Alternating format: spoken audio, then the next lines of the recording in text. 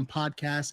Episode 7 of Andor just dropped, and man, the way this show is building tension is just phenomenal. And in my opinion, I can't wait to dive into it because I think there's a lot of meat here. There's a lot of of deep underlying things that we can unearth on this episode, and we're gonna do that right here and right now on the high ground.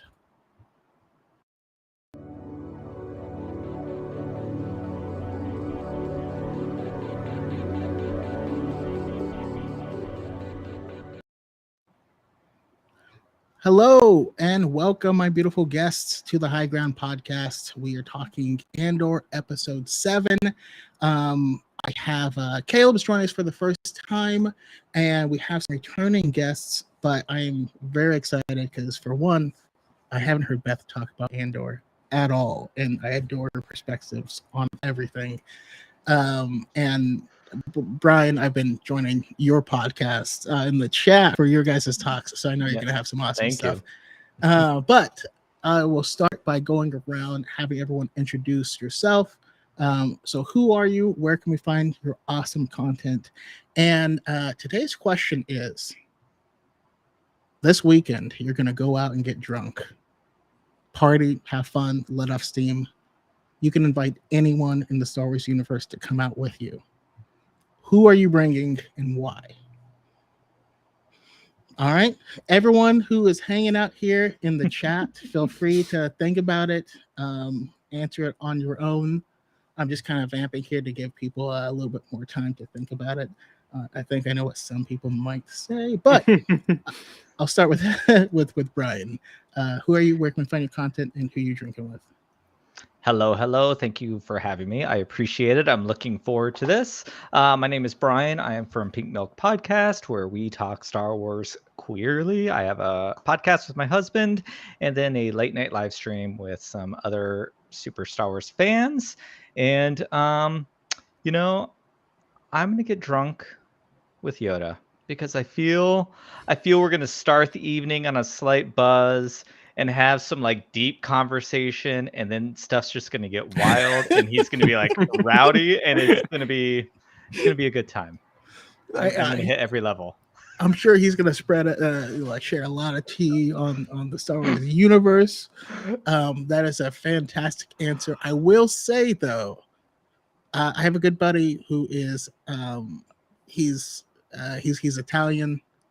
We go out and drink together. His tolerance is so much higher than mine that I feel like I'm his pet. If we go, like he's tricked me into going shot for shot before. It didn't end up well for me. I feel like that might happen because Yoda's very small, but I love I love it. I have seen you at a bar now in real life, and I think you could drink me under the table as well.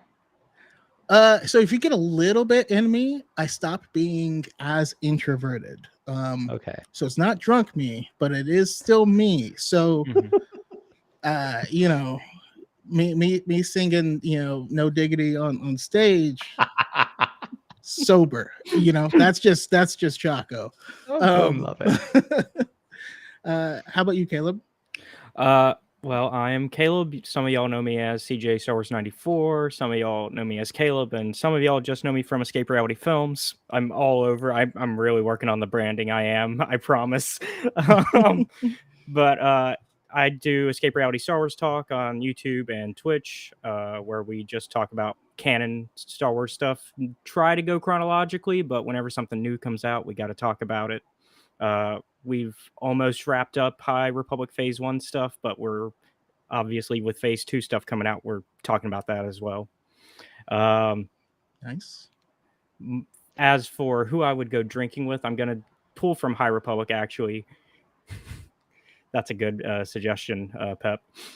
As I'm going to pull Elzar Man with me to go drinking because he's definitely somebody to party with. I feel like though he's the kind that where it's going to end up like The Hangover, where we just don't remember what happened the previous night, and we just had a wild, crazy night, and so we're just tracking down what happened. And of course, Avar's there to scold us for drinking too much.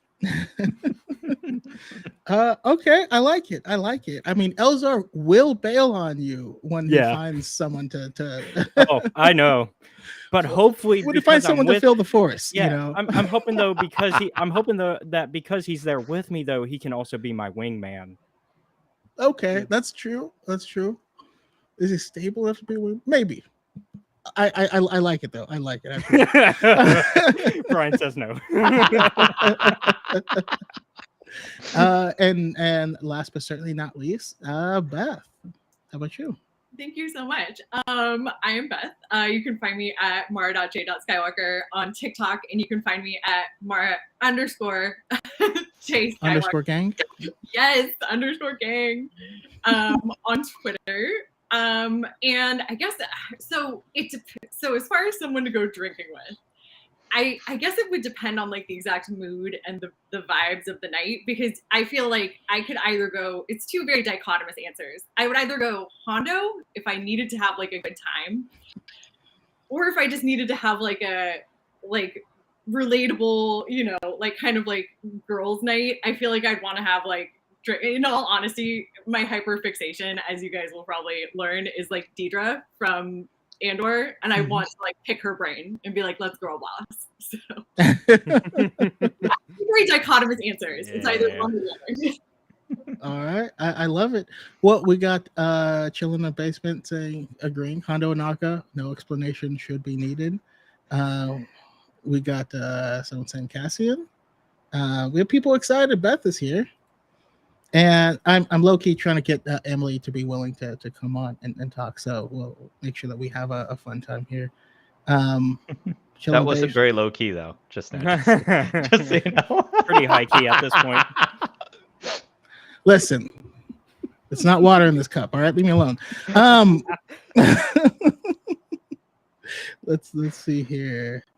Nia says that Yoda is a great answer. He might be suited for a different type of substance, which, by the way, his stick, he can gnaw on that, and it'll send him places. So that's canon. Why it's canon, I don't know. So for me, if I'm drinking with anyone in Star Wars universe, honestly, my initial answer was also going to be Yoda. However, I'm going to switch it up now that Yoda's taken and take the easy way out and say Maz Kanata for the same exact reasons. Oh, yeah. But like, she was my number 2. Maz is a little looser with the lips, and I think we might get some interesting conversation. Dino Force says, "I'll drink with Chrysanthemum." Damn, yeah, that's a good one. Maz is like that bartender that you can get stories out of, but is also drinking with you. Yes. KG says, "I thought about saying cereal because we could chill and eat cereal together." I love it. But yeah, I mean, why don't we go ahead and kind of jump into the episode? So over here we're talking about all the things that happen, plus overall themes, and speculate and stuff. Just as a blanket, not too deep overall, what your guys' feeling were, right? Because there's been a conversation. Before getting into that, I actually want to touch on this conversation that's been happening out of control. Is nobody's talking about Andor. Apparently, I'm curious what you guys think as to why that is, and if that's actually the case. Why is Andor the least popular Star Wars show? Oh, yeah. My Twitter blows up with Andor all day long.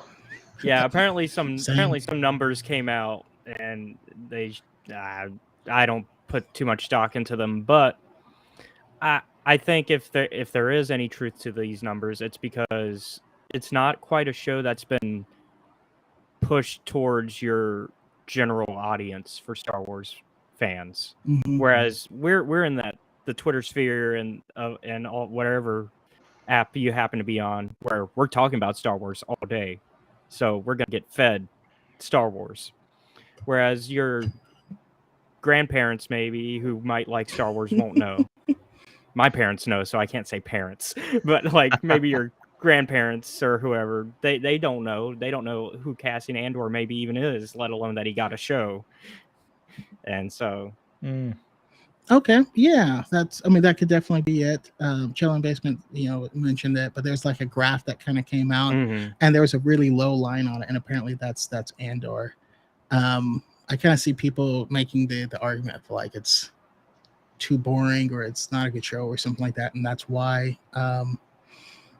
I have my own thoughts, but I'm curious, where the rest of you guys lay. What do you think, Brian? I don't know of said chart. I remember reading or seeing something about She-Hulk being number 1 and Andor being number 2. I just think that's Twitter folks looking for failure, and I don't understand how number 2 is a failure. But I will say this, it's just a very different Star Wars, and I don't think it's exactly hitting the typical Star Wars fans like the way we normally see, if that makes sense. And I do think this will be a show that's loved and respected when the whole thing is finished. If that's the case right now. But I don't know. I think it's great. Also, it could help if they would just let Sint and Vel be openly lesbians and love each other, and they could just come out and say it. That'd probably help things. Probably. And on the exact opposite vein, just more Bix, because we like Bix. Yeah. What do you think? What do you think, Beth? Oh my goodness! Do you want the cerebral business strategy as far as why? I want both. I want to hear from one of my favorite Star Wars lawyers. Go full Dedra on us. Okay, so the actual analytical reason, the completely hypothetical theoretical reason is the fact it is hypothetical. Is the fact that Disney has a different strategy with this show than it has had for previous audiences. Right now, it's actually being viewed, or it should be viewed, as like an entry point into Star Wars, but not yet exactly. Because a lot of people, as you know, probably want to wait for like the whole series to come out in order to binge it. But because it's really accessible as far as a good storyline that is very human, and it doesn't have a lot of like the lore as far as, like Jedi and midichlorians or things that could potentially put people off. They're actually utilizing it to kind of draw their subscriber numbers throughout the rest of Q1, because their fiscal year starts at the end of September. So that's kind of their strategy with it. It's a different Star Wars, but they are trying to make this more of like a slow burn, if you will. On like an emotional level, I think it's because it's so good and it's so different, and it's like personally, I was really excited for it, but I did not believe I would become as obsessed with it as I have, just because there isn't a lot to critique. Like there isn't, and I feel like the fandom, as far as like talking and critiquing, tends to be a lot around the characters that we know, or like just kind of like the headcanon-y things that people have that come out in discussion, but there isn't any of that. And so it's so refreshing and so amazing. That's awesome. Well, I love the insight. I'm very, very happy that you're finally allowed to talk about the show. But I'm in full agreement. Full agreement. It's a different strategy. It's not reliant on glub shittos, although I think this is creating a lot of them. There's in this episode, there's a weird dude with a long mouth. You just like it flops into the screen for like a full minute, and I love that character so much now.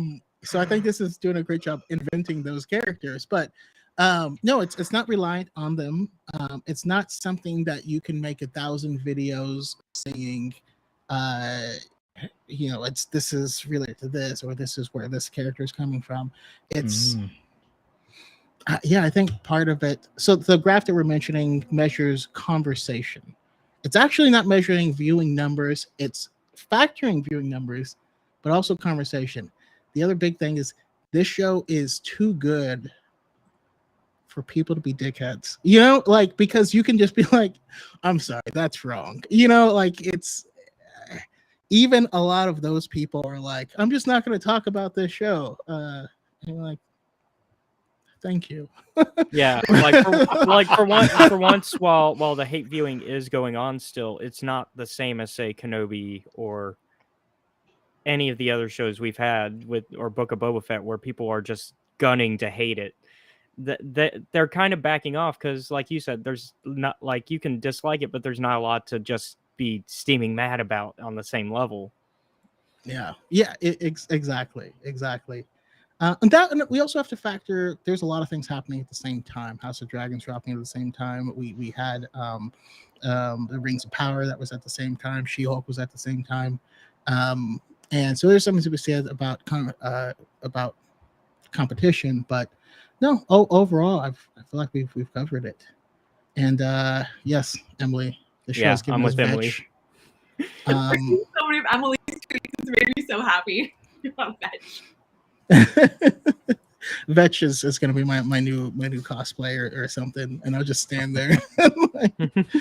I'll just totally stand here.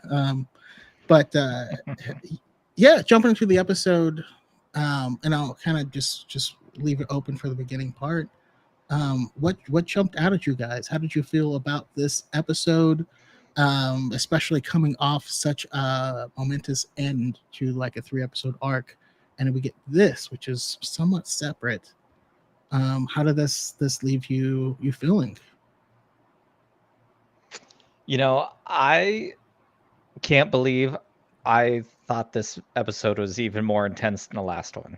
Like, this episode just didn't let up, and where we got to see the early rebellion like physically reacting and battling their way through freedom, now we get to see the quieter side and the political side of things and how it's all being formed on the DL. And I thought it was really, really tense. And I loved that we got to switch the relationship between Luthen and Mon Mothma. Like, there was some like iffiness there, maybe, but like I'm like, ooh, these people don't actually like each other. And I love that they don't even trust each other. They're on such the fringe, and they're both wading in waters that they know are shark filled. That they're like, who's gonna cut first and start bringing the sharks in? And it was really great. Every episode has been more tense. Oh, sorry, go ahead, Caleb. Yeah, I mean, I thought this because Gilroy said this is going to be our little intermission episode, and it's a great intermission episode where it really lets us take in all 6 episodes, not even just this last arc. It's also a repercussions of the first arc with Ferrix, and we get to see the repercussions because he left. We don't see what happened to everybody on Ferrix, and we can assume, like, we saw a glimpse of what was going on with Ferrix as we saw them moving in, but we didn't get to see how that affected the people that we got to know during those first 3 episodes. But with this episode, we finally got to see those effects along with the effects of Aldhani and how that affects not just Ferrix and Aldhani, but the entire galaxy. Because we get into the politics of the ISB and Coruscant and everybody and how that affects what's going on a grander scale. Yeah, definitely. Beth? This has been my favorite episode by far. It was, I mean, I watched it like 4 times today. It's probably it is an ideological parallel. And it is, you get to actually see the transfer of ideology and how each side, if you will, interprets it differently. And you also get to see how each person interprets it differently. And the parallel is absolutely fantastic, especially with what you said about the lack of trust, because you do see that both on the Rebels and obviously with the Imperials as well. And it's absolutely fascinating to see the parallels between the characters, and it's characters that you wouldn't naturally expect. So I found it absolutely wonderful. And also the music. Like the end, especially with the space Florida, as yes. I call it. The music was incredible this episode. It blew me away. Absolutely. You know, we were talking last night, and it felt like somewhere like on the beach in Europe. But then you saying Space Florida, and Cassian getting arrested because he matched the description. It fits. It fits a lot better. Yeah.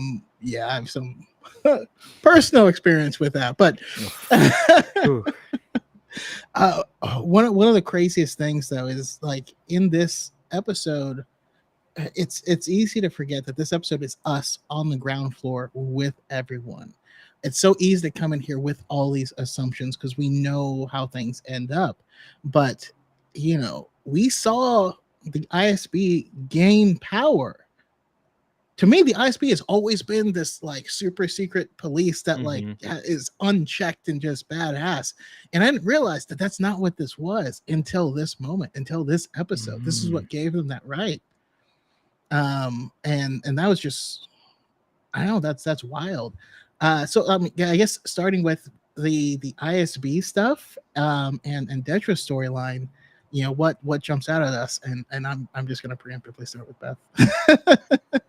Because Dedra girl boss her way up to the sun, but like but didn't pull an Icarus, you know, she didn't get too close. It was badass. It kind of reminds me of like if we're gonna put some real world kind of equivalents to it, the Patriot Act, sort of the way that they took advantage of this big event, and ISB is like, oh, we can use this act, and Dedra especially is like, I can use this to finally be like, hey, there's a bigger problem.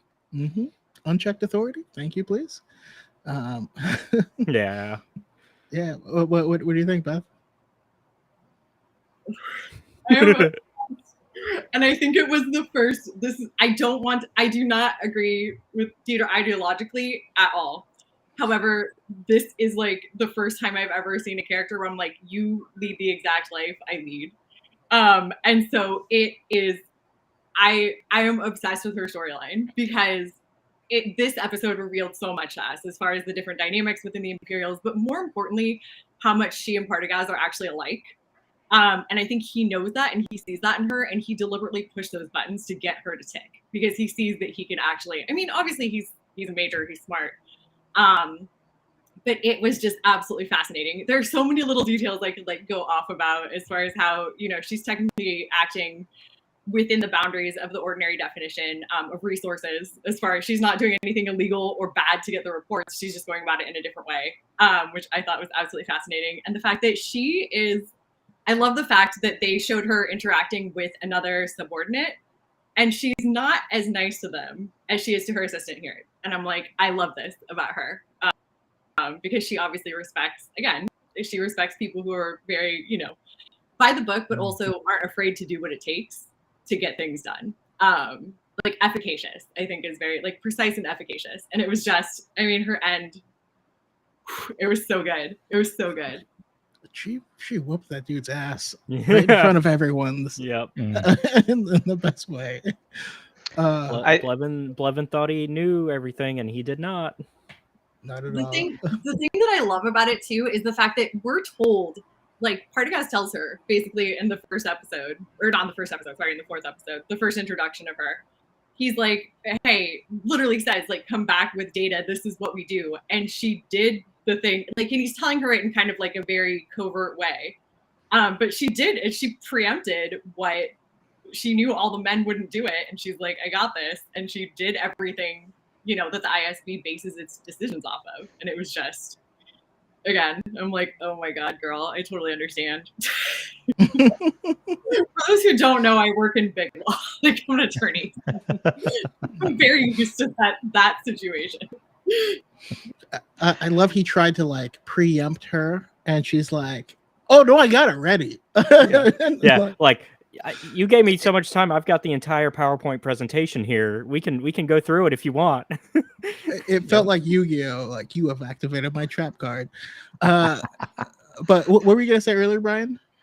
I was gonna say I love these kinds of characters that are fighting for their power, regardless if that's like in a selfish way or for the greater good. But when someone's trying to put their thumb down on a smaller person, and then that person uses the thumbtack that was being used to push them down against the one trying to hold it, I think is so empowering and so amazing, because that's how us minorities move forward in life. You're going to try to lay these barriers down, then that's fine. Well, I'll exist in your barrier, and then I'll use it against you because you're gonna try so hard to hold us back that we're gonna outsmart you and use your own weapons against you. And I thought it was like that because that dude's all laying out everything for her to like fail, and she's like, fine, give it to me, give it to me. You told me all that. It was just great. It was great. Fantastic. Yeah. Yeah, she's just like a lot of people in chat are saying, she's become a favorite of mine to where you root for her, but you also hate her, and you're like, don't be good at it, Yeah. She's making fascism look real good, and that's why Keiki ships Deidre and Karn. Speaking of which, go ahead.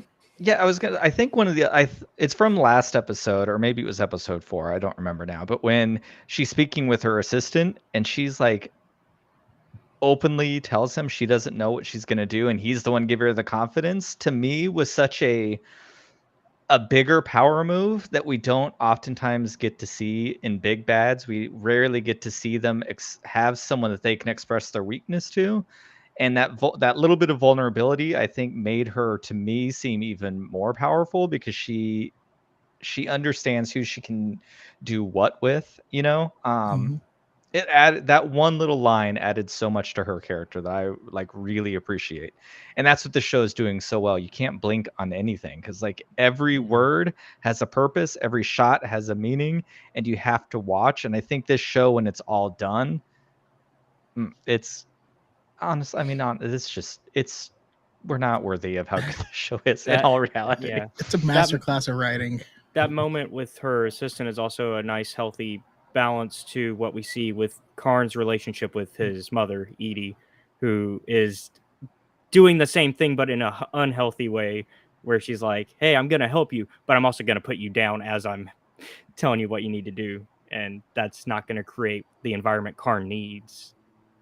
Yeah, I guess I'm not sure if I'm allowed to say it, but she has like the stereotypical like Jewish mom energy, and then it just very New York vibes.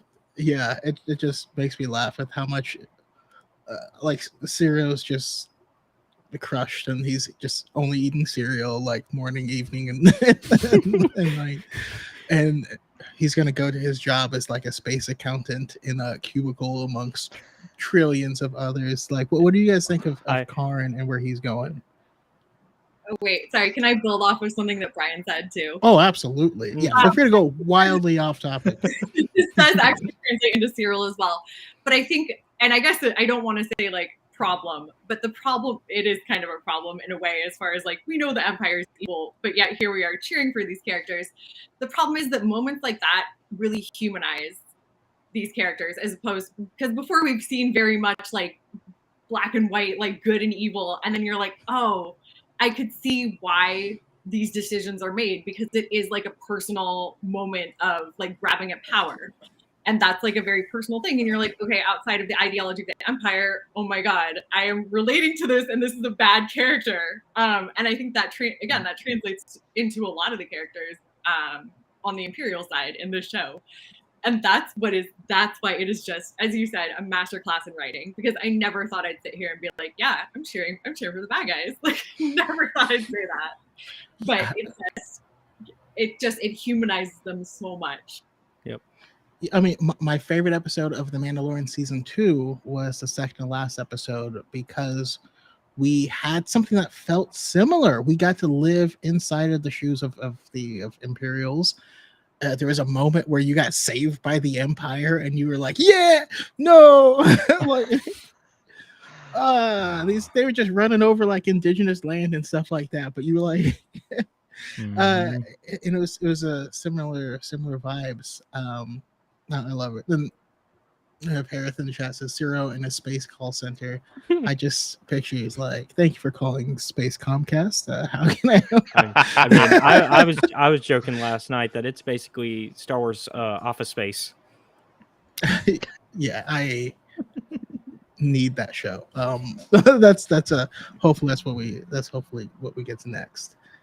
But yeah, I'm excited though, because now that Deidre is in charge of that sector, first thing she's going to do is find someone who had boots on the ground in that moment. She's going to Cyril, and I can't wait for that. Yep. Like Vampire said, that's her with Thrawn. I can't wait for her and Bix. That mashup, that Ooh. confrontation, it's gonna be so good. Yeah. But right after this, we get a couple things, right? But this is the main Mon Mothma storyline that we get. Mm-hmm. It starts with her, going into the shop and talking with Luthen, and then we also have her going to the party, which looked awful, and we get the most tense scene where she's trying to recruit people for a rebellion at a party in front of other people, which is like had me like gripping my table of like, please don't let anyone over here. And her husband's, I don't know, hitting on women. It was weird. But what do you think of Mon Mothma's storyline? Also, the drip is immaculate as always. But For real. Yeah. how you guys feel about Mon Mothma? Caleb.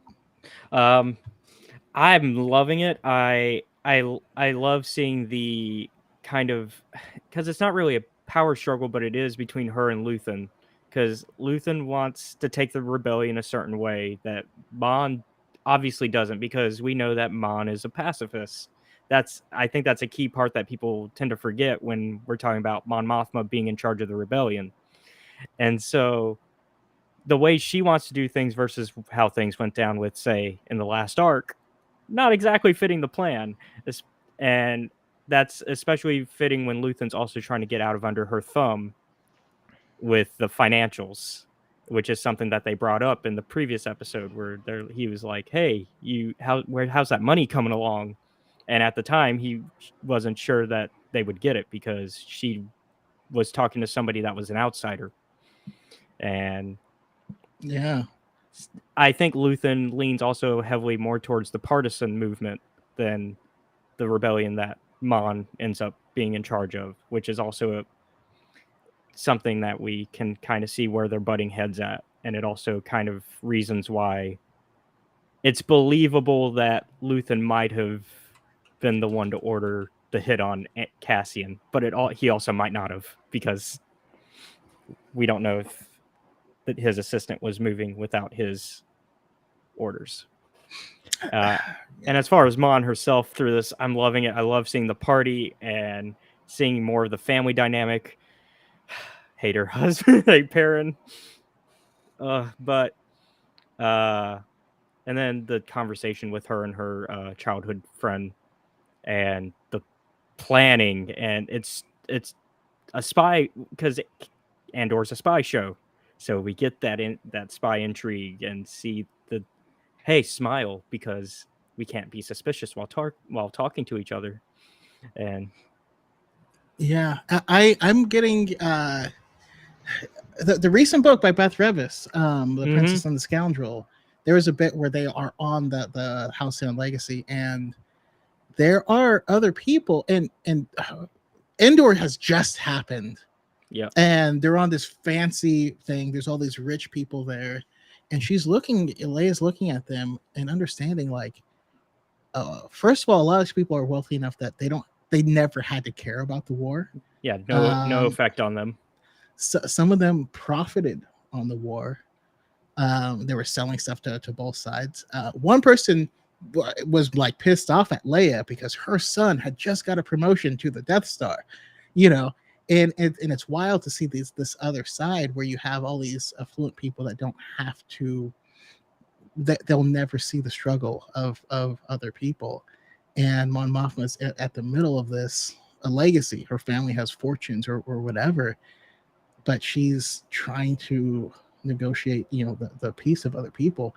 But on the other hand, you have Luthen, who set things into motion, knowing that these were going to have negative consequences on everyone in the galaxy. Yeah, because we hear he's listening to the radio, and the Aldini are getting like, they arrested pretty much everybody that was there. They just went, all right, you may not have been involved, but we don't know that. Yeah. So, but he also knows that there needs, if he can get them the ISB start by saying the only question is how tight we need to squeeze our fist.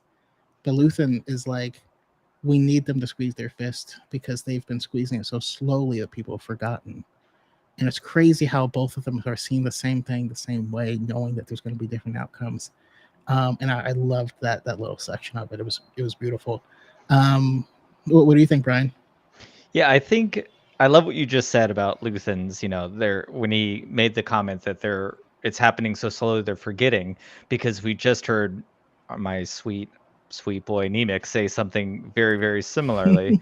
But his response to those things is more along Mon Mothma's logical thinking. And I love that this show really is giving us like two completely different ways of handling similar responses. And I find we don't always get a lot of that in Star Wars. Star Wars leaves a lot for subtext. And one of the things that I personally love about Star Wars is like, I think what so much of Star Wars is underneath the helmet, which allows us to project ourselves onto and into Star Wars. And there are no helmets in this show. So some of that kind of subtlety is missing from what I love about Star Wars, and it's getting this new complexity that is not just subtext. It's like right there on the surface, and I think it's really, really fascinating. And Mon Mothma is just like, she's my new gay icon in all of Star Wars. She's wonderful and beautiful, and I love everything about her. She is the moment. She is. What's that? Yeah. That Caleb just mentioned that she's a pacifist. We know that. Like, I mean, who's not here living for her railing against Saw in Rebels? That was like so epic. But we know, like, at some point she has to start to let some of that go in order to like be the leader of the rebellion that she becomes. We don't lose it because we get her amazing line of many Bothans died. Like there's still that sympathy there. But she's still in a little bit of that privilege of she doesn't have to care about this, and her family doesn't want to care about it. And we get that amazing line between Marva and Cassian. And as a parent, like, I already love Marva because that is my story, and I love her. But like when she loves her son, doesn't like where he's going, and she wants to be with him to protect him, but understands she has to stay to be a part of something bigger, and she doesn't want to hold her own child to that.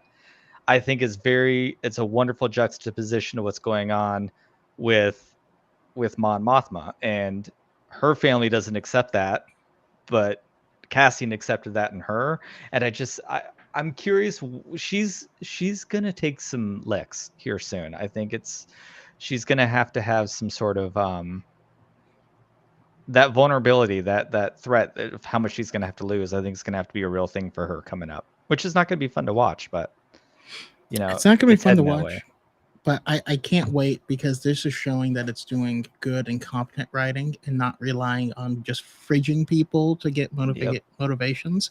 My first thought is, oh, they're going to kill her daughter so that they can have more story. But I've had this thought in a lot of different things. And while that is possible, they've been avoiding some of those really tired tropes, And so... hopefully because it feels like if that was the road they were going down, we would have a little bit more hints by now of something like that happening. But it doesn't seem like it's the path they want. Yeah.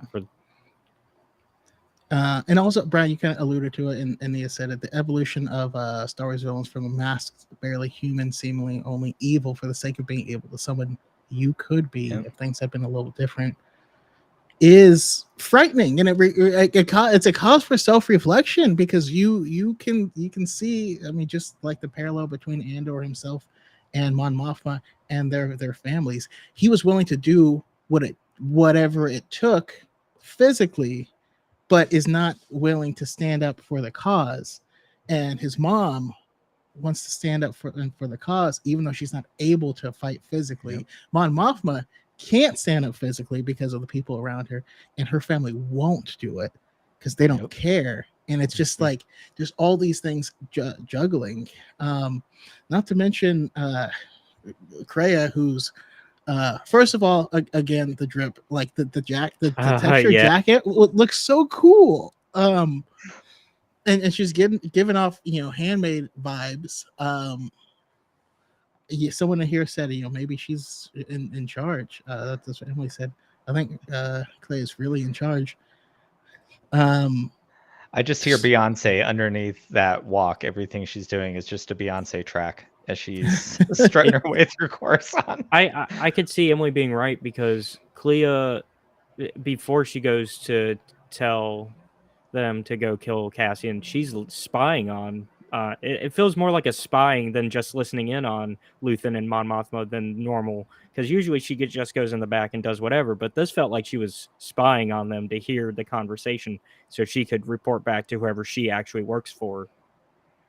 And then it's like, now who's spying on who? Everyone thinks someone might turn. I didn't hear Luthen say that to Clea. Is that what she was supposed to say? That they're trying to do a hit on Andor? That came from Saw. That came from Saw. That's who that order came from. Yeah, because Luthen does say in the meeting with Mon that he is a liability and that he doesn't know what he's going to do next. But that's all he really says. He doesn't say we got to take him out because of that. Yeah, but at least not in the scene we see. At least not in that scene. Beth, what's your take on all this? I loved. Okay, again, that's one of the little moments that gives us so much more information than we realize, because Luthen calls it a revolution. Mon Mothma wants a rebellion. Those are two very different things ideologically, and that's where these kind of parallels come in. Luthen wants to strike down, or wants the Empire to strike back, if you will, extremely hard. He wants that as far as like something that can be an impetus not only for the rebels, but again to kind of like rally the people as well, if you will. But that's also what Deirdre wants. So it's like these parallels are absolutely fascinating, because it is drawing, again, characters that you normally wouldn't think kind of to one another. It's absolutely fascinating. Mon Mothma, Mon Mothma, another character I'm obsessed with. I never thought I would be this into, like, if you would have told me, like, hey, while watching Return of the Jedi when I was like, younger, like, hey, you're gonna be super invested in Mon Mothma when you're older, I never would have believed you. But like going through her marital troubles, if you will, and seeing her child, it's like, again, it just humanizes her, and it puts these, again, very relatable feelings into now the characters who are in the rebellion.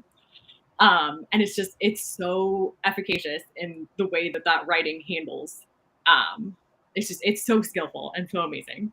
Yeah. I'm absolutely obsessed. Yet another character. And as far as being more of a pacifist, I think she is, because the Empire kind of came in with a very structured, very orderly, kind of like a tight fist. And also we've heard a lot of allusions to Palpatine. So I'm feeling like we might get an appearance there. But you kind of need that dichotomy between Palpatine and like Mon Mothma as far as leaders, if you will. And she's so calm and poised, but she's also not willing to like go as far as it needs to go. It's just her and Luthen I'm curious to see what's going to happen with that. I'm very, very curious.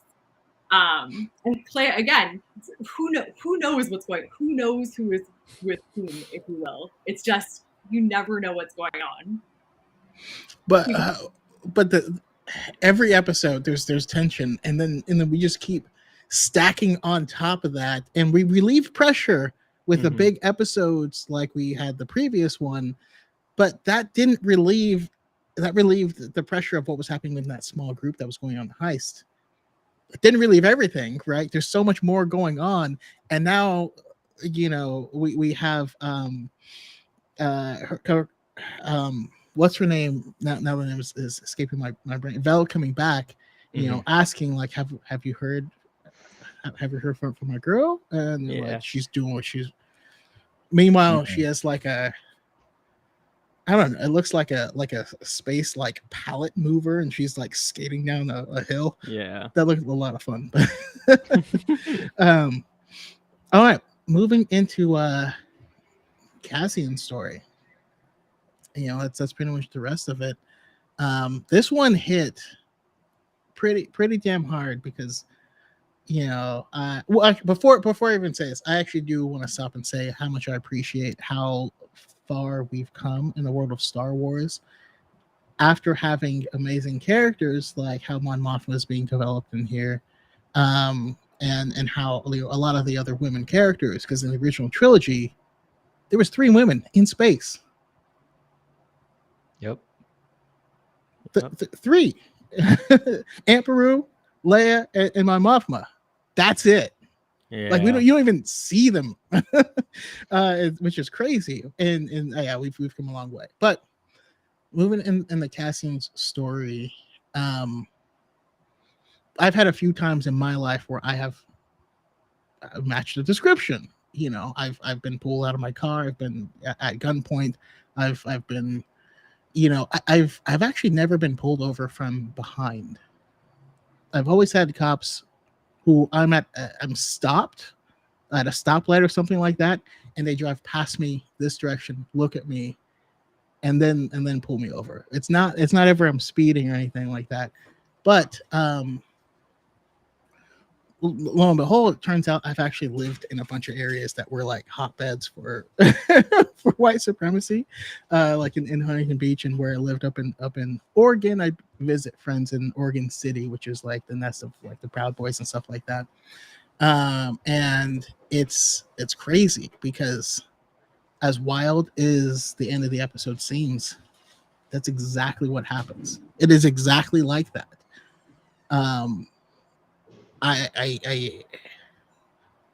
Yeah, it's hard to explain how accurate that was, but take it from someone who's been pulled over without physically being in their car, who's had a cop lock up the brakes, slide down the street because he saw me walking from my house to my car to pull in, then pull behind me. Like this, is exactly what it feels like. But yeah,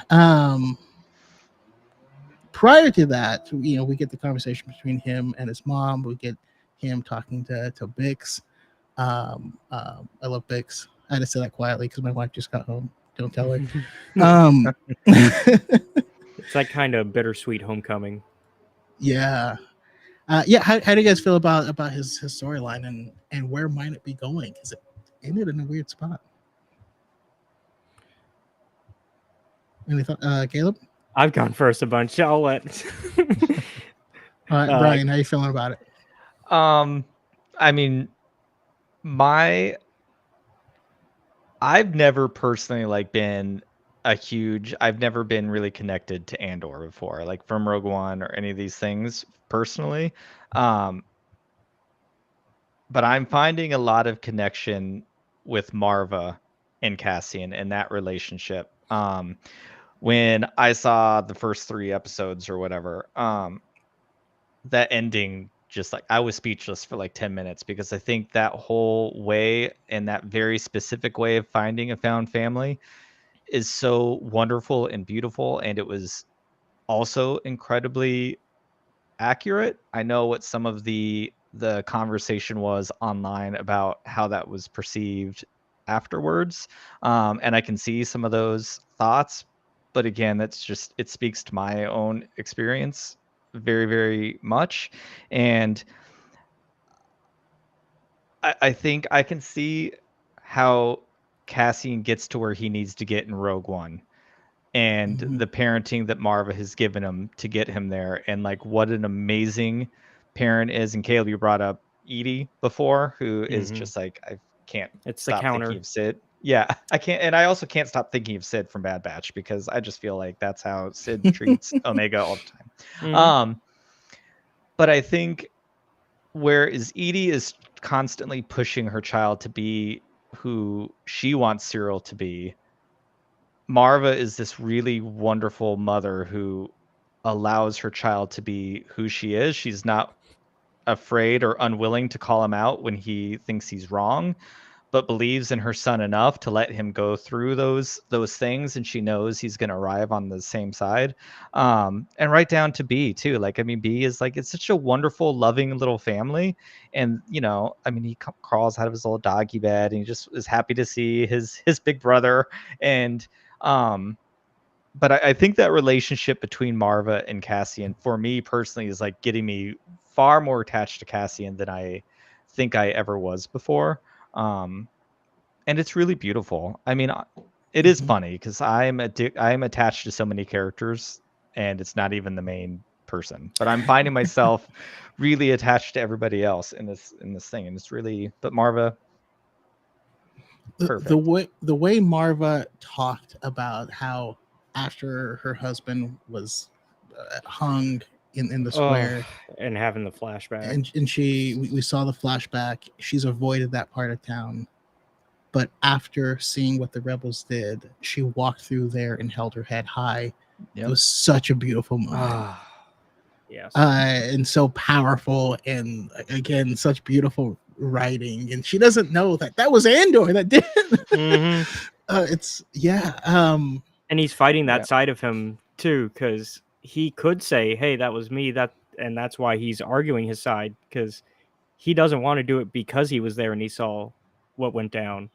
But Yeah. he's not ruining that image for her either, because he could easily go, "Hey, I was the one there. This is how it actually went down." But he doesn't, because he also loves her enough to know that that's her decision to make. He's personally seen how ugly it is, and he doesn't want her to go through it. Also, real quick, Brian, I know you'll have to hop off pretty soon. So whenever you do, let me know, and then you can give your outro and all that stuff. So I just want to. No, this is I'm too cognizant of good. it. Talk about good parents. My kids can wait. They can wait for a minute. You know. This is too good. Thank you. Yeah, and I don't know, like just thinking about that moment made me so when you saw what actually happened to his dad got it by trying to stand up for other people, and now you understand why Andor got arrested the first time as well. And you see that the stakes in it, and how he knows this is such an uphill battle that he doesn't think it's worth it. But you can't live like that. I don't know. How do you feel about Cassian's journey in this, Beth? Oh my! I cried. That was the most. I teared up, and I actually pulled up the exact quote because I wanted to quote it directly. But "I won't have peace. I'll be worried about you all the time. That's just love." I feel like that is one of the truest and most poignant lines that has ever appeared, not just in Star Wars, but just across media. That was if Fiona Shaw is not nominated for any awards, I will be very sad, because she was I mean, again, these are just characters who you don't know as far as like being an established character, like, oh, Anakin / Vader, like, yeah, you're emotionally attached to them because you have like that nostalgia. You don't have any of that with Marva, and you're like, oh my god, how am I, you are so deeply attached to these new characters, and it's just the humanity is staggering. And I think one of the key elements that is very important with her, and that you do see on like the good side, if you will, is the fact that each decision they make is driven out of some form of love. Whether it's like love for an idea, love for obviously your family, but like obviously there's a duality to that, because as we have seen, those decisions that are made out of love sometimes are not the correct decisions.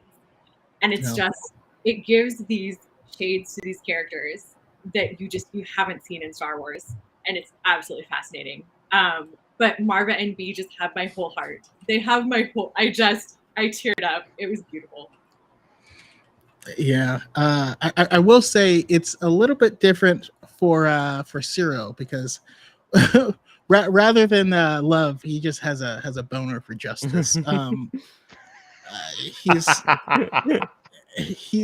like Laris from House of the Dragon, but with but with rules instead. Yeah, it's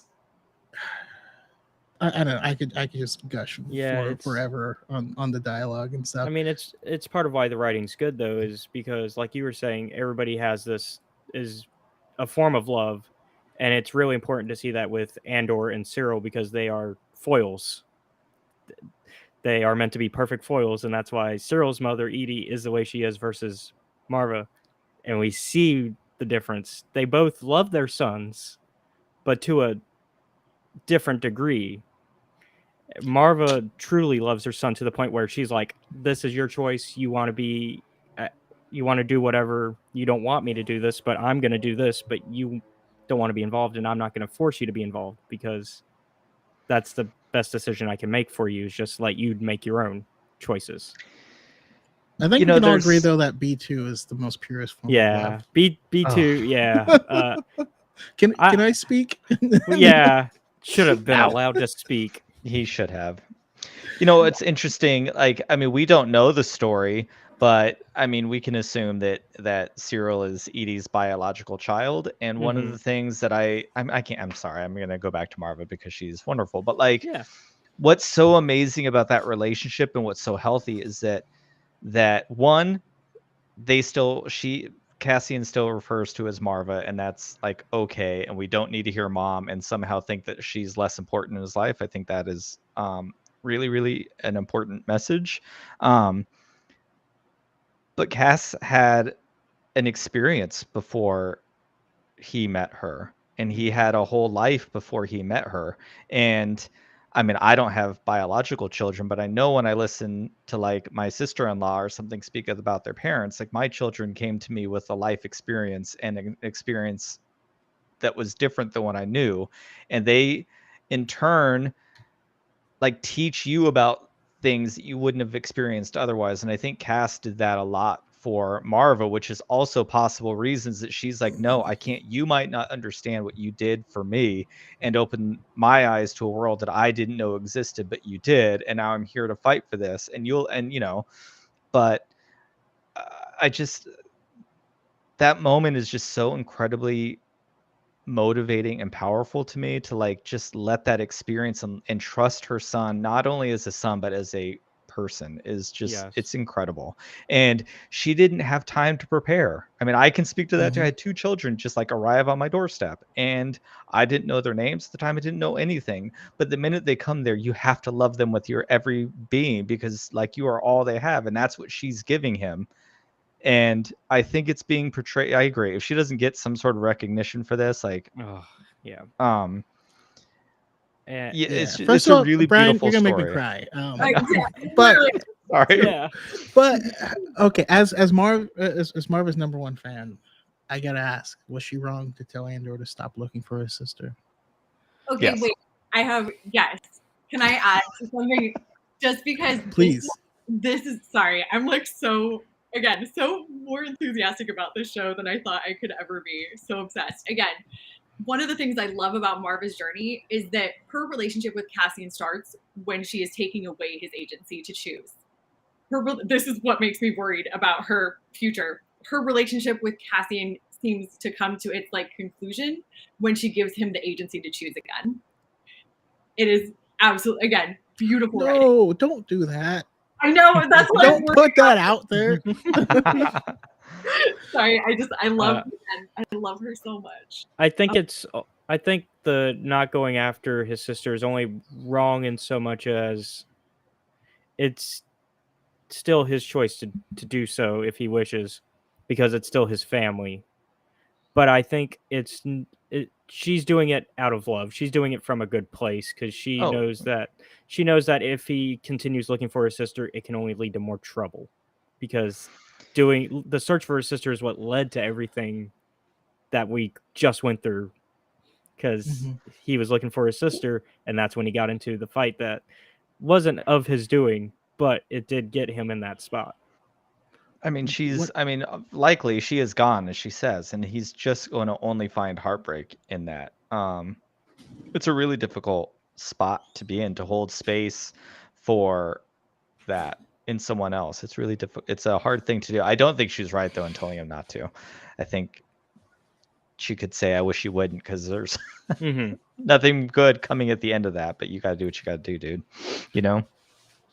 I feel like the way she said it was more. It wasn't like I don't do, don't do this. I don't want you to do it. It's very much more like a suggestion because I feel like she can see that sadness in him, and just the way she treats him with so much love and tenderness. And again, she's doing everything out of like a very pure form of love, and it's so beautiful.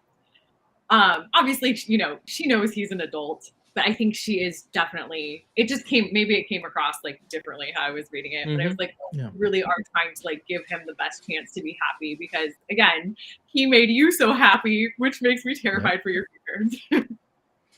Well, Yeah. the thing that keeps popping up in my head though, because between that scene where Andor did the thing, he's doing the thing that she admires, that she doesn't think he's capable of. You know, I feel like she's like, I know you're a little soft boy, so go do that. You know, but I'm gonna fight and be like tough and whatever, and doesn't know. And then Cassian talks to Bix, and you know she confirms what we all gather from context, that they used to be together. But she mentions like, you lie, you make deals, you borrow money, you do all this stuff, and there's so much secrecy attached to Cassian's life. It makes him a good spy, but that robs you of intimacy with people that you're close to, with people that you love, right? This is also Anakin's downfall. He couldn't be open with any single person in his life because he was so compartmentalized, and that's like what ultimately leads to his falling apart. And I'm curious how you think do you think Cassian ever gets past this? Is Jin becoming the first person he ever openly hugs? Is that hug the first purely open moment, I think so. with anyone? I Not with personally think Marva. so. Well, yeah, I mean, if we're talking romantic, then yes. Yeah. If we're talking just openness in general, then yes, Marva. See, I don't get any romantic vibes between Jin and Cassian. I really don't. Maybe I'm blind to it. I think that was just two people I don't either. who finally saw each other for the first time, because I think they both understood each other because they were both children with trauma and understood that trauma is what's blocking Cassian from doing things. Anakin was different. It was an outside source. It was a religion blocking him from being able to be who he wanted to be. It was an outside source. It was a religion blocking him from mourning the trauma of the loss of his mother. They stripped all those things away from him. And that, I think, is what led him to his downfall.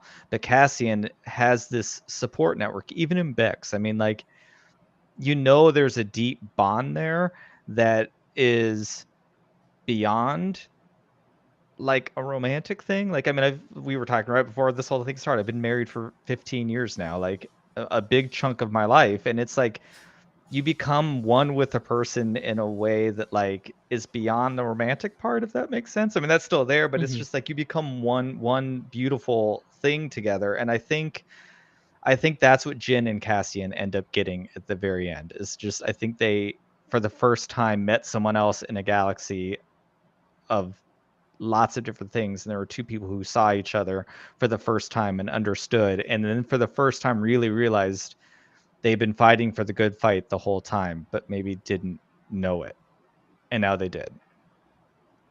And I hope the show is so brilliantly writing. I don't want to say I hope we don't get to, but I also hope that he doesn't have anything, and it makes that moment in Rogue One like that much more powerful, because if he leaves and we only ever see this dude leave every time, and he's going to come back at the end of that movie, it's going to be so good. Yeah, I like that. Do you think Andor is ever going to get to the grocery store to get what he needs? He's got 200,000 credits. Yeah. he can shop at Whole Foods. Well, does he now? That's true. We don't know the exact time jump with that. Well, I also am saying, like, I'm referencing more of the fact of he doesn't have that money anymore. That money's in a random hotel room. Yeah. I mean, that's true. That's true. But yeah, I mean, so he left. What's going to be interesting now is now we know what is likely his first experience with a K2 droid, and it wasn't good. Yeah. Just to kind of round things out, we'll run this out to the end. You know, we saw the resurgence of the K2 droids. We saw shore troopers. We saw Space Florida. How did that how did that final scene hit you guys? But by the way, I want to read Space Florida Man headlines. I feel like that's got to be the greatest thing of all time. But yeah, how do you feel about that, Caleb? I think well, first off, the first thing we get is him having just basically, obviously, slept with somebody else. I think that's him trying to forget. Down with the brown.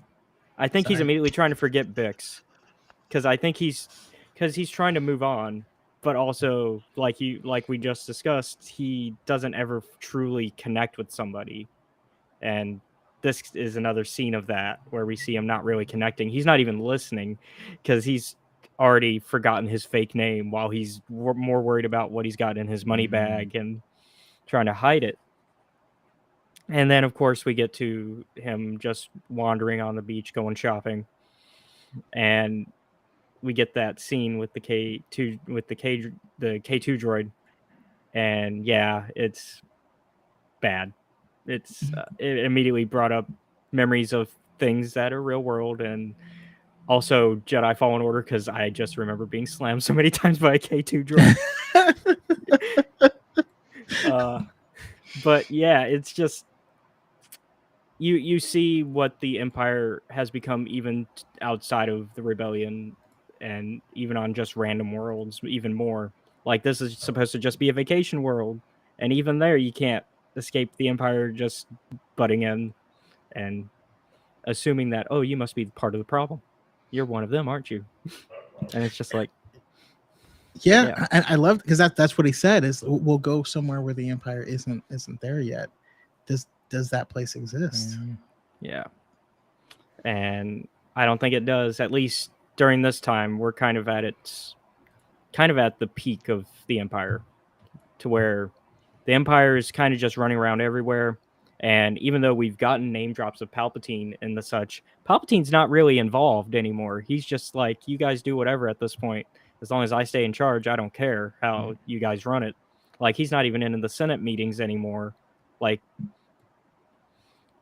this is the Empire that we kind of know by the time of the films, where they're even on worlds that aren't technically Imperial. Yeah. Absolutely. And yeah, how do you guys feel about this and what do you think, Beth? It's so, again, just, I can't stop gushing over the show, and I will continue to do so. One of the things I think is so effective and so poignant is the fact that thus far we haven't really seen a lot of like stormtroopers, like all the different types of troopers, if you will. They've been very much this enigma kind of behind the scenes. And as they're starting to pull them in, you really do see the everyday power disparity that these kind of figures did hold, and the effect that had on real people. And I think by using them sparingly, it's much better than having, like, you know, platoons of stormtroopers and that kind of stuff marching by, because again, it really does humanize the experience, and you can see what people did go through in a terrifying way that it should never, it breaks my heart that it just parallels real life, and that's horrible. But it's absolutely fascinating. And I think that works the same for the droids as well. When you're using them sparingly, I like when the K2, when all of a sudden you see that head, I was like, oh my God, things are about to go down. It's just so effective the way that they're using these non-human, or like non-alien, I guess, if you will, elements to really make a presence and have a big impact when they do pull them into the story. And I didn't even think that that's probably the last time Cassian saw a K2 unit. I didn't even think about that. So he's probably going to, when he meets K2SO, he's probably going to be like, please no. It just, yeah. Yeah. You know, one thing this end did give to us is it gave us long-faced, wiggly nose man. I love him so much. What is his name? What is he? Does he dream? I hope there are a couple. Yes. with Bendy Straw Woman. Yeah. Yeah, it's just beautiful. I love them. Enjoying that bendy straw too. She's enjoying Yep. it. Living her best Yep. life. How about you, Brian? I think for me, the part that I walked away with most in this ending, and this show is making me want to rewatch The Bad Batch so bad, because one of the things that I loved the most about Bad Batch was in the background all the cheering for the Empire coming in, people trading in their Republic credits, and it was just very much the physical embodiment of Padme's great line of "Liberty dying" with thunderous applause, and everyone was very excited and hopeful. And we still liked Yularen back then, to bring it back to the beginning of this, and like to see how people were cheering these people on was really interesting. And now to see how people are just quiet because there isn't people rebelling yet, because they understood they did this. This was the choice that they all made, and now they're living in this like, oh, this is what's going on, and now they're just handing out 6-year sentences left and right, and like, and she couldn't even be bothered. She's got to peel her pistachios, and she just doesn't even care. Like, that's how little the Palpatine cared about them. He went on this big thing about this is for you and all that, and now they're living in the choices that they made. And it circles back to like what Luthen was saying at the beginning, with Cassian, are you just gonna like live this still? I think it's really powerful stuff. It's just so I'm with Beth. I'm just gonna be gushing because I didn't think I could love this show as much as I do. I really didn't. This was my least anticipated project, by Me too. by a long shot. And so now, looking at you, Acolyte, you're gonna have some big shoes to fill. Yeah. but that's okay. That's okay. We'll judge you on the merits of your own show, right? So I guess that the final question is, and by the way, I have Half Muffin here with his Florida Man titles: Trandoshan Mayor whacked out on bath salts, found wandering naked. Tracks. Wait, can somebody make a video to like Stitch on if you can do your own Space Florida Man headlines? Maybe do I will do it like a newscast, because we now have seen a newscast officially in Star Wars on live action. That was a first. All right, so here's what we're gonna do. To kind of wrap up, I'm gonna ask, because Andor is getting arrested and he's gonna be in prison for 6 years. Where are we going? What? That Brick's canon. You can't have him in 6 years. No. Obviously, it doesn't. If the glove doesn't fit, then never mind. But what do you think we're gonna? If you have any closing thoughts on this episode, anything that we missed that you want to highlight, where do you think we're going to go from here? Because Cassian has just been arrested for a long time, and I don't know how he's going to get out of it. I don't know who knows he's there. He's under an assumed identity. Although they did find Liana Halleck, which I still laugh because they bust in there and they yell, Liana Halleck! And I didn't know it was a name. And I was just like, what is he saying? And so I yell that every now and then to my wife. I'm just like, Liana Halleck! And she's just like, shut up. But I think it's funny. And that's what marriage is about. Anyways. Yeah, so any closing thoughts? Where do you think we're going to go? And if you guys and everyone else who's left in the chat can think of your own Florida Man headline, it might be tough. You feel free to get creative. But I would love to hear that. And then you can finally wrap it up with where we can find you guys and your amazing content. All right. So give me a little brief moment so you can think of some creative ones. But I am going to go to Caleb first. Okay.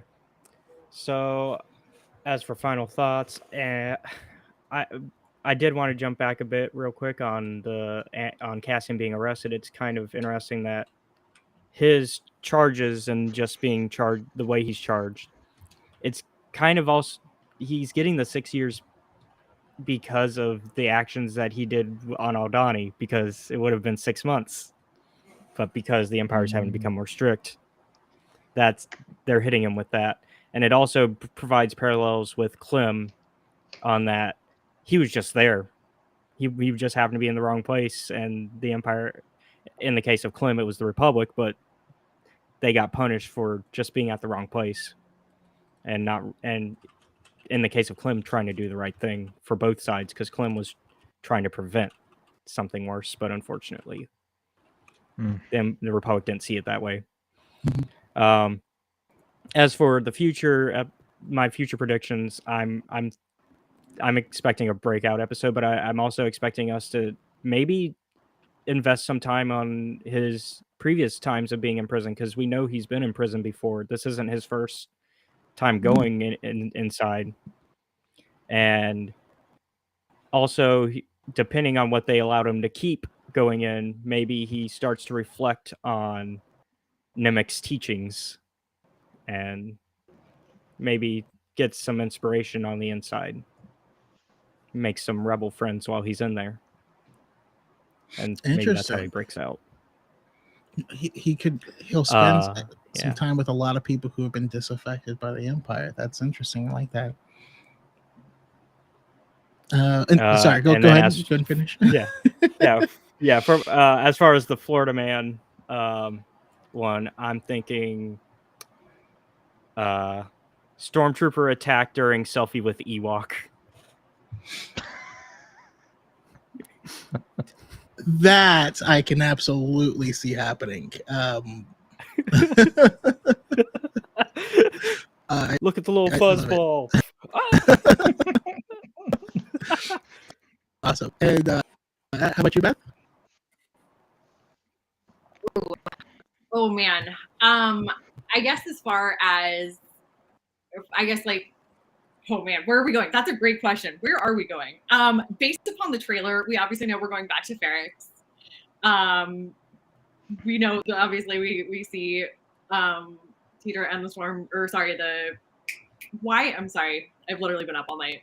The paratroopers. There we go. I was like, that bad things are going to happen there. We have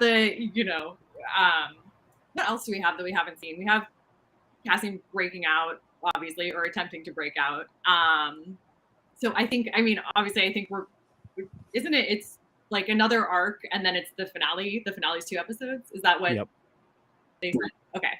As far as writing. So I feel like we kind of back and forth between probably Ferrix and the prison. But I think we're really going to see the foundations of Cassian's decision to choose good and choose kind of the path that Marva went to stand up for something bigger than himself. And I would love to see that, kind of as Caleb said, influenced by Nemec's manifesto, because I think one of the most prolific ideas is, or I guess like one of the most prolific things you can do is make something that lives beyond you, and that impacts a bunch of people in a better way. And I think that's something that, again, love to see these kind of thematic elements in Star Wars. So I think we're going to get a lot of like digging deep into Cassian's more emotional state to see kind of how this affected him and how it will impact him to become the man who we see in Rogue One. Beautiful. Love it. I like it. And do you have a Florida Man for Star Wars? I do not. So I literally had to look it up because I'm not very familiar with that trope. I've only heard a couple. So I will get back to you when I have a little bit more data to make that decision. All right, that's fair. So what we're gonna do is let us know where we can find you and all of your amazing content. And then we'll go to Brian, and then we'll go back to you for your Space Florida Man. We'll also hit all the ones in the chat as well. So you'll have plenty of time. Excellent. No pressure, but extra pressure. Um, also for everyone who is in the chat, for anyone that didn't know, we are actually doing a giveaway on this beautiful piece of art. This is just a quick photo of it. If you are a Raylo, then this should be right up your alley. And all you have to do is go over to our sister channel, Dyad in the Force. Be subscribed, and and comment. Let us know what you love about any interaction between Rey and Kylo Ren, and you're entered. So we will be announcing the winners on the 29th. Oh. And so saying that. Also, these are two separate images, so you can place either one on the right or left. But it just, it's a nice photo. We want to start giving things away. There's plenty more where that comes from. If as long as there's enough people, who want to participate. So yeah, let us know. But Awesome. Brian, closing thoughts, where we can find you, your awesome content, and your Florida man. Or Florida person. Florida person. I like that. I think we are going to get a jailbreak. I think, and it'll also go into my headline. I have no idea what this Florida person is, so I'm just going to make up a headline, but I'm with you, Beth. I have absolutely no idea what anyone's referencing, so it may make no sense, but it's going to make me giggle, so that's fine. I think Vel is going to find him. And I think we're going to have a great, he walked out on her, and she's going to be able to come back and get him. And he's going to, by the end of the season, he needs to start on his way of joining the rebellion, I think. So I think this is going to be a kind of a moment for him where she was set out to kill him. And she's not going to be willing to do that because I think that's too far for her. I think Cinta would be able to do that, but I don't think Vel's that person. And that's what we're going to get there. And I think the headline is going to be Space Florida Jailbreak held up by two power space lesbians. I like it. That's what I think is going to happen. And we're going to get Cinta and Vel back. And that's... So I don't know if that's what that was supposed to mean, but that's what's happening here. So there we go. No, way to incorporate it right back in. Yeah. There we go. And you can follow me and the show on Twitter mostly. I'm not really on TikTok because I don't know how to use it. And it's very confusing. You can follow me on Twitter at Serving Pink Milk. And Pink Milk is my podcast where every Wednesday I sit with my husband, who is not a Star Wars fan, and I force him to talk about Star Wars. And then every night, coming to Wednesdays next week, we take deep dives and get real thirsty in the steam room and talk about Star Wars on much deeper levels and bring in lots of queer coding and a queer perspective to watching Star Wars. You said that's on Thursdays now? Wednesdays. We have That's one more on Wednesdays? Friday. Okay. We're moving to Wednesdays. Oh, okay. Right after Okay. you. Okay. So you can come to Chaco, and then you can get NSFW oftentimes, as you're aware of, on After Dark. It's also very gay. So if you're not a fan of the gays, don't come to Pink Milk. Because it's very gay. It's a blast. I love hearing you guys talk and your perspective, and it's always awesome. So definitely check out the Pink Milk podcast and everything Brian does. He's wonderful.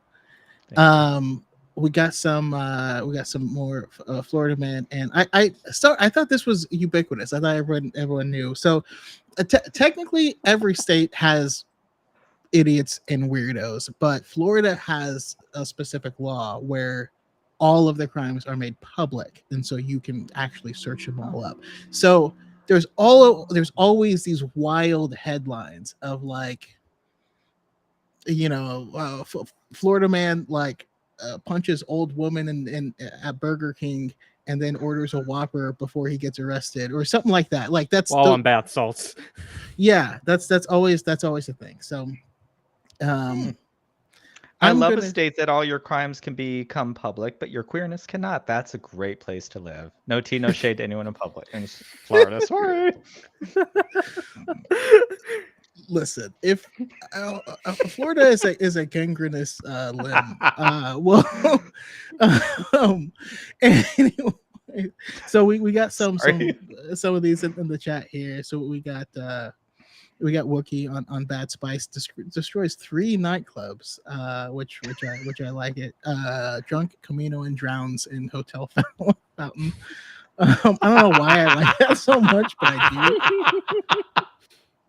Coruscant man arrested for assault with a deadly weapon after tossing rabid lothcat through Dex's drive-through in window. Oh my, can I ask a quick question? Like, just because we're all trying to go, and now I'm gonna ask a question because of Lothcats. Yeah. So when Clea, she stepped on a brick that had like a little chalk drawing. Was that a Lothcat? Because it sure looked like a Lothcat to me. Was there some marker of like this is the where like underground tunnel type messaging? It looked like a little Lothcat. Honest, I saw a circle with a line and then something at the bottom. I didn't see it. Okay. Yeah, I didn't get a good Wishful look. thinking. I'll have to look again on rewatches. Yeah. I actually have that screen capped because it's the beginning of another scene, but I can't make it out from here. But it looks like something. I love, again, these are the little in-universe world building that we would love to investigate that make it real. Yes. All right. Well, sorry to throw you off. No worries. We got four beings killed when Hut hover sled loses control. Astromech steals entire fruit stand due to poorly programmed restraining order. Not my cabbages. Wookiee bounty hunter drinks too much port in a storm, passes out in the middle of the Coruscant Square. I feel like that wouldn't make the news in Florida. I'm sure there's many people passed out there. Blue-haired Lothal Disney princess drives space whales through galactic cruiser after getting angry. That was it. Strange Urido stands still, causes 4 speeder pileup on Ferrex roadways. And they do look pretty weird. Yeah. 5 Salsons on Death Sticks attack Wookiee. I appreciate it. Gators on meth, objects stuck in orifices, politicians caught, all of the above. I don't know where we're going with that, but all right. Beth, it is now your turn. Do you have How do I top the like Magritte-esque absurdity of those? Like they're too perfect. I don't want to bring it down. They're too good, and I'm not creative. I'm not creative. Okay. I'm leaving it on a high note. On the high note. Yes. And if you know how much Beth loves Obi-Wan, you know she always has the high ground. Yep. For me, I am also not going to be able to do any better than any of the ones I already mentioned, but I'm gonna say Trandoshan steals speeder, realizes that there's eggs in the speeder, drops them off safely, steals speeder, but crashes into an orphanage. Like he has a heart, but then he sucks. Does that negate the karma? It feels kind of. It's yeah, absolutely. All right, that will do it. Thank you guys so much for coming on and talking Andor. This episode was awesome, and diving deep was a transcendent pleasure. Thank you so much. Thank you everyone in the chat, chilling in the basement, died in the forest, half moth, Buck O'Brien, Jedi Connor, Potterwan's podcast, Vince Skywalker, Emily Anderson. There's so many awesome people. Also follow everyone who is here. Definitely check out Pink Milk. Also check out the Escape Reality Films. Caleb, what was yours? The podcast name again? I so know I had a different name. It's Escape Reality Star Wars Talk for the podcast. And Yes. actually, so you can find us on YouTube at Escape Reality Films, but you can also, when we're live, we're on Twitch at twitch.tv/CJ Star Wars 94, which will be probably live later tonight playing some Divinity Original Sin 2 with some All buddies of mine. Beautiful. Thank you. Because I remember, I don't think you actually said that. I No, gotta say you're it good. Anyways, I will give everyone their nights back, but thank you very much. Thank you for having me. Yeah, may the force be